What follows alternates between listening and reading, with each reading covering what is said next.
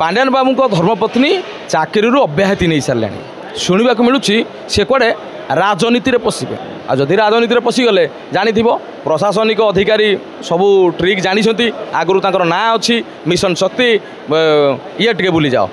मध्याह्न भोजन में पिला अंडा जो दिया सब तांकरी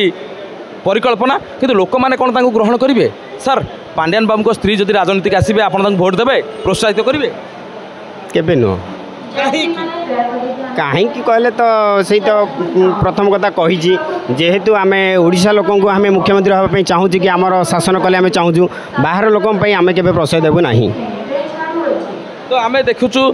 आपण निजे निज मुहर कहते नवीन बाबू को भल पाते नवीन बाबू तो आम मु बोली नुह सारा राज्य ही भल पाए कि नवीन बाबू जदि मुख्यमंत्री होती तो आम बहुत खुशी जदि वंशधर भितर कि आम ओडिशावासी भितर किए जड़े मुख्यमंत्री हाँपाई चाहिए भी आम खुशी कि बाहर राज्यर माने महिला जन को आने मुख्यमंत्री करवा कि आम जितेबा से आम द्वारा संभव नुहे। तबे पांड्यान बाबू को आप बाहर भावती कहीं से तो ओडिशार जुआई ओडिशार जुआई हेले भी जहाँ भी जन्म माटी ही बाहर ना तेणुक असंभव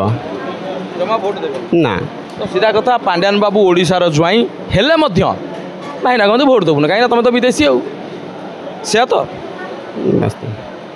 भाई जो एग्री गला कौन कह। नमस्कार जय जगन्नाथ गारमेंट फील्ड रे बिजनेस करिया चाहूँगी ताहले जोगाजोग करंतु प्रकाश एंटरप्राइज कोलकाता सहित